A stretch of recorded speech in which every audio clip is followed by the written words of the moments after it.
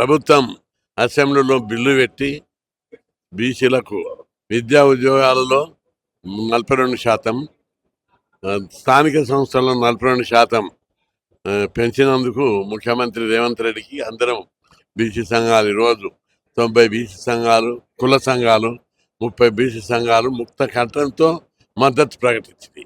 అయితే విధి విధానాలు, ప్రభుత్వం అవలంబించే విధి విధానాల్లో డిఫరెంట్ ఒపీనియన్ వ్యక్తం చేశారు. వెంటనే ఇక్కడ 2 బిల్లులు ఉన్నాయి. ఒక బిల్లు స్థానిక సంస్థల బిల్లుకు రాజ్యాంగంలోని 242 ఆర్టికల్ D6 ప్రకారము రాష్ట్ర ప్రభుత్వాలకు అధికారం రాజ్యాంగమే ఇచ్చింది. స్థానిక సంస్థల్లో రిజర్వేషన్లు నిర్ణయించే అధికారము రాష్ట్ర ప్రభుత్వానికి ఇచ్చింది. జనాభా లెక్కలు ఉన్నాయి, రాజ్యాంగబద్ధమైన హక్కు ఉంది. కాబట్టి దానికి జీవో తీసి ఎన్నికలకు వెళ్ళిపోవచ్చు అనేది ఉంది. ఒకవేళ అక్కడ ఏమైనా ఇబ్బంది అయితే నోటిఫికేషన్ ఇచ్చినాక ఏ రకమైన ఇబ్బందులు రావు. రెండవది విద్యా ఉద్యోగాల రిజర్వేషన్ల విషయం లోపల రాజ్యాంగంలోని 9వ షెడ్యూల్లో పెట్టాలి అనే దాని మీద బీహారు, తమిళనాడులో ఎలాంటి విధానాలు అవలంబించారో అలాంటి విధానాలు ఇక్కడ కూడా అవలంబించాలి. ఒట్టి అనే అసెంబ్లీలో పాస్ అయిన బిల్లును కేంద్రానికి అప్పచెప్పడంతో చెప్పి చేతులు దులుపుకుంటే సరిపోదు. మొత్తం ప్రక్రియ టెక్నికల్గా ఏమేమి ఉన్నాయో అవన్నీ విధి విధానాలు అవలంబించాలి. అప్పుడు మాత్రమే బీసీలకు న్యాయం జరుగుతుంది. అయితే రాష్ట్ర ప్రభుత్వాన్ని మేము అంటున్నాం, మీరు అందరితోటి సంప్రదింపులు జరపండి. హైకోర్టు రిటైర్డ్ జడ్జీలతోటి, ఒకరిద్దరు కాదు, చాలా మందితోటి, అదేవిధంగా సీనియర్ అడ్వకేట్లతోటి, సుప్రీంకోర్టు అడ్వకేట్లతోటి చర్చలు జరిపి ఏదైతే పగడబంది ఉంటుంది పద్ధతి ఆ విధానాలు అవలంబించాలి. గతం లోపల బీహారు పెంచింది, అది సుప్రీంకోర్టులో స్టే మీద ఉన్నది. తమిళనాడు పెంచింది, హైకోర్టు సుప్రీంకోర్టు కొట్టేస్తే 9వ షెడ్యూల్లో చేర్చారు. తమిళనాడు 9వ షెడ్యూల్లో చేర్చడానికి ఎట్లాంటి ప్రక్రియ అవలంబించిందో ఆ పద్ధతిని ఇక్కడ కూడా అవలంబించినట్టయితే బీసీలకు మేలు జరుగుతుంది. కాబట్టి అందరితోటి, అన్ని బీసీ సంఘాలతోటి, కుల సంఘాలతోటి, ఎక్స్పర్ట్స్ తోటి, మేధావులతోటి చర్చలు జరపాలి. దీని మీద పకడ్బందీగా మాకు కావాల్సింది అమలే చేయాలని, అంతే తప్ప ఇందులో ఎవరిది ఏ రాజకీయం ఉండదు. అమలు చేయడానికి ప్రభుత్వానికి పూర్తి సహకారం, మద్దతు ఇస్తాం అందరం. అంటే అక్కడ తమిళనాడు, బీహార్ పెంచింది, అప్పుడే వాళ్ళు 9th షెడ్యూల్ పోలేదు. అల్టిమేట్గా 9th షెడ్యూల్కి పోవాలి. కానీ దాని ప్రాసెస్ ఏంటిది? ప్రాసెస్ జీవో తీసి జీవోని కోర్టు కొట్టేసినాక పోయిందా లేక మొదలే పోయిందా? ఇప్పుడు మొదలే పోయిందా అనుకో, అక్కడ ఇచ్చేదనుకో కేంద్రంలో, ఇప్పుడు పార్లమెంటు లేదు, పెండింగ్లో పడితే ఇట్లా పెండింగ్లో పడ్డాయి చాలా ఉన్నాయి. మేము పెంచినాం, కేంద్ర ప్రభుత్వం పెండింగ్ పెట్టిందని తప్పించుకోవద్దని నేను. అవును, నేను కూడా అదే చెప్తున్నా కదా, పర్మనెంట్ సొల్యూషన్ దొరుకుతుంది. 9th షెడ్యూల్ వేయడానికి విధి విధానాలు ఏంటిది? హైకోర్టు, సుప్రీంకోర్టు కొట్టేసినాక పోతారా, మొదలే పోతారా? కొన్ని బీసీ సంఘాలు ఢిల్లీకి పోతున్నాయి, రైలు తీసుకొని సపోర్ట్ చేస్తారు, మిమ్మల్ని కూడా ఆహ్వానిస్తారు ఒక బీసీ సంఘ నాయకులు. అంటే బీసీలందరినీ నేను ఏ ఉద్యమాన్ని నేను పుట్టిందే ఉద్యమాలు ప్రతి ఉద్యమం నేనే చేస్తా. ఉద్యమాల ద్వారానే బీసీవాదం పెరిగింది. అన్ని వర్గాల ప్రజలు, అన్ని కులాలు, అన్ని బీసీ సంఘాలు పోతున్నాయి, పోవాలని కోరుకుంటాను.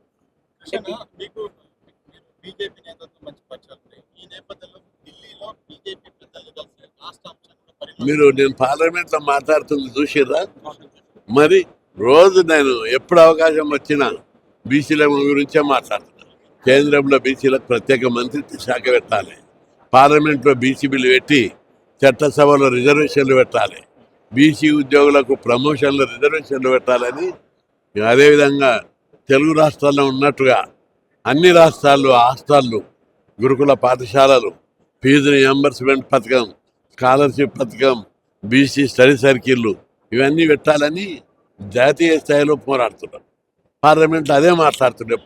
ఎప్పుడు మైక్ వస్తే బీసీల గురించే మాట్లాడుతున్నాం. ఇప్పుడు ఇవన్నీ ఒటికే రాలేదు. 50 ఏళ్ల నుంచి కొట్లాడితేనే ఇదంతా వచ్చింది. దేశంలో ఎక్కడ లేని విధంగా 6,000 హాస్టళ్ళు, 1,500 గురుకుల పాఠశాలలు, ఫీజు రియంబర్స్మెంట్ పథకం. బీసీలు ముఖ్యమంత్రి ఉన్న రాష్ట్రాల్లో కూడా పెట్టలేరు. పార్టీలు కూడా ప్రేమతోటి ఎవరు కూడా పెట్టలేరు. బీసీ సంఘం పోరాడింది, ఇవన్నీ పెట్టించడం. ఈ రోజు వచ్చినటువంటి చైతన్యం వెనుక, బీసీ వివాదం వెనుక బీసీ ఉద్యమాలే. అందుకే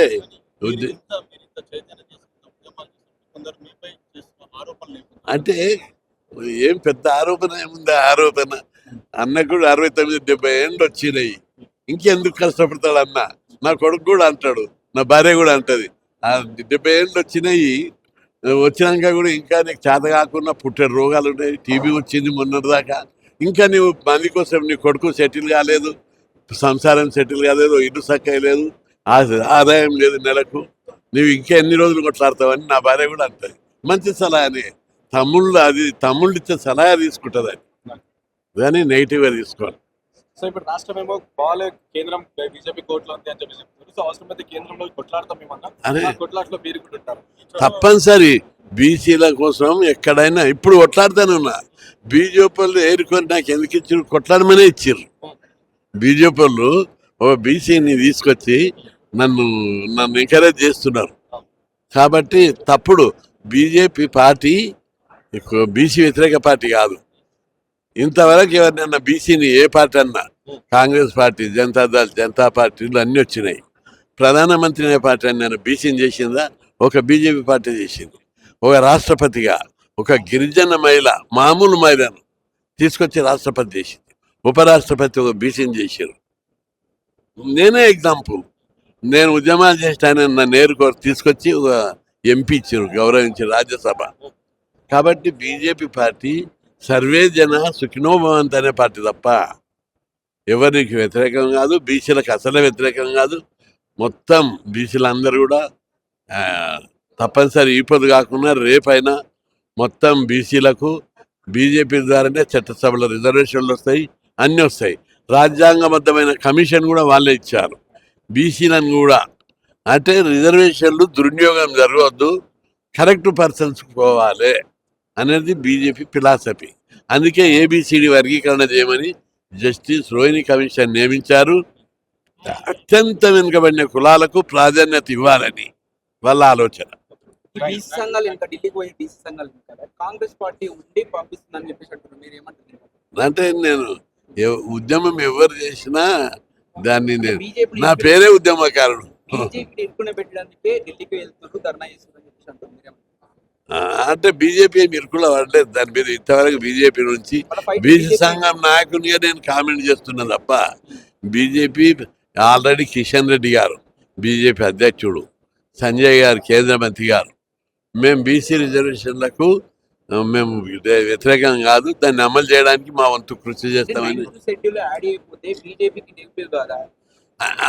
అమలు చేయమని వాళ్ళు చెప్పలేదు కదా, అమలు చేస్తామనే చెప్పారు కిషన్ రెడ్డి గారు. బీసీలతో సంప్రదింపులు జరిపి 9th షెడ్యూల్కు మేము కూడా కోఆపరేషన్ ఇస్తామని అన్నారు.